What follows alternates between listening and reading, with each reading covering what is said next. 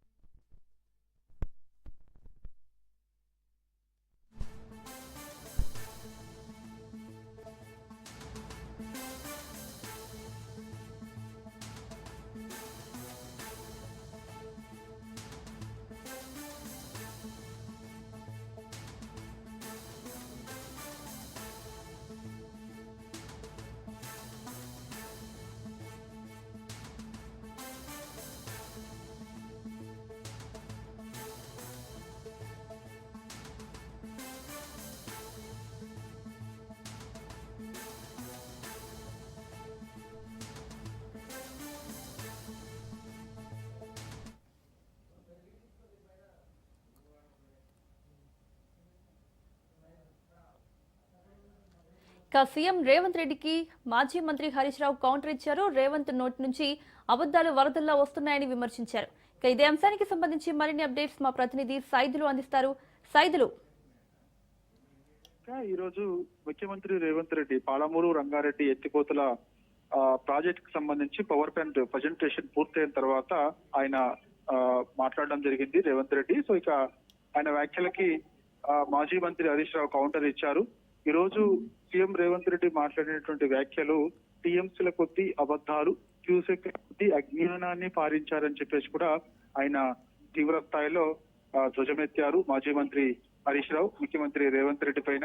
ఎందుకంటే ఈ యొక్క నీటి ప్రాజెక్టు విషయంలో పూర్తి అజ్ఞానంతో రేవంత్ రెడ్డి మాట్లాడుతున్నారని చెప్పేసి కూడా ఆయన అన్నారు. ఎందుకంటే ఈ యొక్క నీటి ప్రాజెక్టుల అంశానికి సంబంధించి మేము మొదటి నుంచి కూడా చెప్తూనే వస్తున్నాము. పాలమూరు రంగారెడ్డి ఎత్తిపోతల ప్రాజెక్టు సంబంధించినటువంటి అంశం ఏదైతే ఉందో దానికి సంబంధించి ఎందుకు అసలు ఇవాళ 90 టీఎంసీల పాలమూరు రంగారెడ్డి ఎత్తిపోతల ప్రాజెక్టు ఇవాళ 41 టీఎంసీలకి కేంద్రంతో ఒప్పందం చేసుకున్నారని ఫస్ట్ ఆ ప్రశ్నకు సమాధానం చెప్పాలని చెప్పేసి కూడా హరీష్ రావు అన్నారు.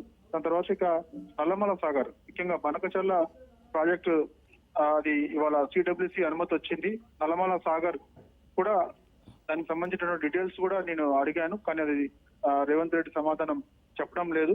ఎందుకంటే ఇవాళ పదే పదే ఆయన ఏకవచనంతో మాట్లాడుతున్నారు, అజ్ఞానంగా ఆయన వ్యాఖ్యానిస్తున్నారని చెప్పేసి కూడా తీవ్ర స్థాయిలో మండిపడ్డారు. ఎందుకంటే ఇవాళ ఒక ప్రతిపక్ష నేత కేసీఆర్ ని గౌరవిస్తానని చెప్తూనే మరోవైపు ఆయన పైన అనేక విమర్శలు పదే పదే రేవంత్ రెడ్డి చేస్తున్నారని చెప్పేసి కూడా హరీష్ రావు ధ్వజమెత్తారు. కేసీఆర్ ని మేము గౌరవిస్తామని అంటూనే మరోవైపు ఇష్టానుసారంగా ఇలా తిట్టడం సరైందా అని చెప్పేసి కూడా ప్రశ్నించారు. కాబట్టి కొందరు వ్యక్తులతోటి అంటే ఉగ్రవాదులతోటి కూడా పోలుస్తున్నారంటే ఇక రేవంత్ రెడ్డి అజ్ఞానం ఏ విధంగా ఉందో అర్థం చేసుకోవాలని చెప్పేసి కూడా హరీష్ రావు తీవ్ర స్థాయిలో ధ్వజమెత్తడం జరిగింది. కాబట్టి ఎప్పుడైనా సరే బీఆర్ఎస్ పార్టీ అడుగుతున్నటువంటి ప్రతి ప్రశ్నకు సమాధానం చెప్పాలి తప్ప దొంగతిరుడు మాటలు మాట్లాడుతుందని చెప్పేసి కూడా హరీష్ రావు అంటున్నారు. కాబట్టి ఖచ్చితంగా రేపు అసెంబ్లీ సాక్షిగా ప్రతి అంశం పైన ప్రభుత్వాన్ని నిలదీస్తామని చెప్పేసి కూడా ఆయన అన్నారు. కాబట్టి అన్యాయం చేసింది ఎవరో ప్రజలకు అన్ని కూడా వివరిస్తాం. ఇవాళ మేము ఆనాడు ఉద్యమం జరిగిందే నీళ్లు, నిధులు, నియామకాల కోసం.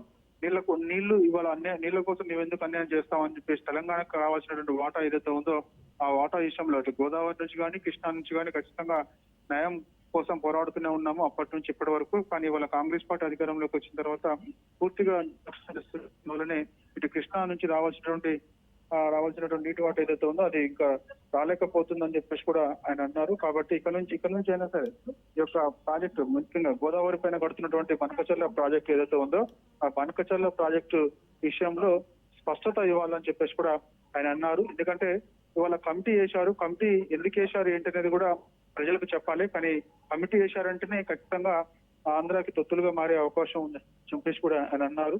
కాబట్టి బనకచర్ల ప్రాజెక్ట్ విషయంలో ఆ కమిటీ ఎందుకు వేశాము, దానిలో ఎవరెవరు నియమించాల్సి వచ్చింది, సో ఆ కమిటీ ఏమేమి అంశాలు డిమాండ్ చేసే అవకాశం ఉంది, మనకు దక్కాల్సినటువంటి వాటా విషయంలో ఏం డిమాండ్ చేస్తాం ఏంటనేది కూడా స్పష్టత ఇవ్వాలి. కానీ ఆ స్పష్టత అసలు రాష్ట్ర ప్రభుత్వమే ఇవ్వడం లేదని చెప్పేసి ఆయన అంటున్నారు. కాబట్టి ఖచ్చితంగా ఇటు ఆంధ్రప్రదేశ్ ప్రభుత్వం అవలంబిస్తున్నటువంటి తీరు ఏదైతే ఉందో ఆ తీరు పట్ల ఖచ్చితంగా మేము న్యాయ పోరాటం ఖచ్చితంగా చేస్తామని చెప్పేసి కూడా ఆయన అన్నారు. కాబట్టి ఇప్పటికైనా సరే ఏకవచనంతో అసభ్య పదజాలంతో మాట్లాడుతున్నటువంటి రేవంత్ రెడ్డి ఆయన ఎలాంటి వ్యాఖ్యలు చేయడం సరైనది కాదని చెప్పేసి కూడా ఆయన అన్నారు. కాబట్టి పోలవరం నల్లమల సాగర్ విషయంలో నేను వేసిన ప్రశ్నకు సూటిగా సమాధానం రేవంత్ రెడ్డి ఎందుకు చెప్పలేదని చెప్పేసి కూడా ప్రశ్నించారు. గోదావరి బనకచర్ల మీద సుప్రీంకోర్టులో పోరాడేది నిజమైతే ఢిల్లీ మీటింగ్ కు రేవంత్ రెడ్డి ఎందుకు వెళ్ళాడని చెప్పేసి కూడా ఆయన ప్రశ్నించారు. కమిటీ కూడా ఎందుకు వేశారో కూడా చెప్పాలని చెప్పేసి కూడా ఆయన అన్నారు. ఏపీ జలదోపిడికి తలుపులు తెరవడం అనే విషయం మెడకాయ మీద తలకాయ ఉన్న వారికి ఎవరైనా అర్థమవుతుంది. ఎందుకంటే కృష్ణాలో 763 టీఎంసీలు మేము అడుగుతుంటే 299 టీఎంసీలకే బీఆర్ఎస్ పార్టీ ఒప్పుకుందని నిర్లజ్జగా నిస్సిగ్గుగా అబద్ధాలు ఆడడం సరైనది కాదని చెప్పేసి కూడా ముఖ్యమంత్రి రేవంత్ రెడ్డిని మాజీ మంత్రి హరీష్ రావు ప్రశ్నించారు.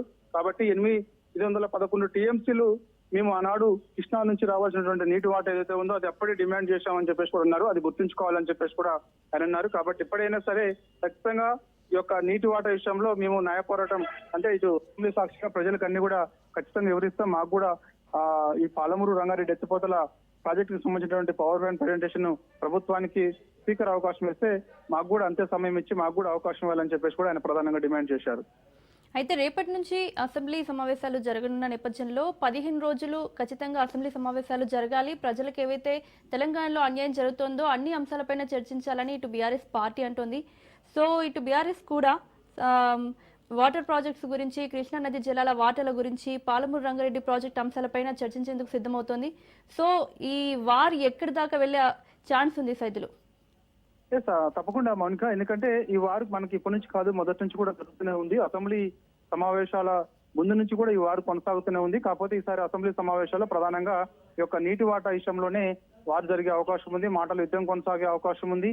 ఎందుకంటే ప్రతిపక్ష అధికార పక్షాల మధ్య మాటల యుద్ధం కూడా ఖచ్చితంగా కొనసాగే అవకాశం ఉంది. రేపటి నుంచి సభ కొంత వాడివేడిగా కూడా జరిగే అవకాశం అయితే ఖచ్చితంగా ఉంటుంది. ఎందుకంటే పాలమూరు రంగారెడ్డి ఎత్తిపోతల ప్రాజెక్టుకు సంబంధించి తీవ్ర అన్యాయం ఇటు కాంగ్రెస్ ప్రభుత్వం చేస్తుందని చెప్పేసి కూడా బీఆర్ఎస్ పార్టీ ప్రశ్నిస్తూ వస్తుంది.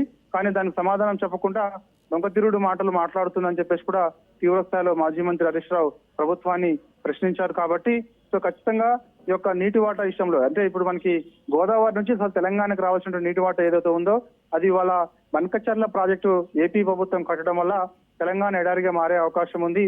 దాని ద్వారా మనకి నష్టం కలుగుతుందని చెప్పేసి కూడా మొదటి నుంచి బీఆర్ఎస్ పార్టీ పోరాడుతూనే ఉంది. కాబట్టి సో ఈ విషయం పైన ప్రధానంగా డిమాండ్ చేసే అవకాశం ఉంది. అసెంబ్లీలో చర్చకు పట్టుబట్టే అవకాశం అయితే ఖచ్చితంగా ఉంది. దాని తర్వాత ఇక ఈ యొక్క కృష్ణా జలాల నీటి వాటర్ విషయంలో కూడా ఖచ్చితంగా చర్చకు పట్టుబట్టే అవకాశం ఉంది. ఎందుకంటే ఇవాళ ఈ యొక్క మనకి మొదటి నుంచి కూడా చెప్తున్నారు ఆదిత్యనాథ్ దాస్ ఆంధ్రప్రదేశ్ సిఎస్ గా గతంలో పనిచేశారు. సో ఇప్పుడు ఆయన తెలంగాణకి ఆ యొక్క మనకి జలవనరులకు సంబంధించి సలహాదారుడుగా పనిచేస్తూ ఉన్నారు. కాబట్టి సో ఆయన మొత్తం తెలంగాణకి అన్యాయం చేస్తున్నారని చెప్పేసి కూడా బీఆర్ఎస్ పార్టీ తీవ్రస్థాయిలో మండిపడుతూ వస్తుంది.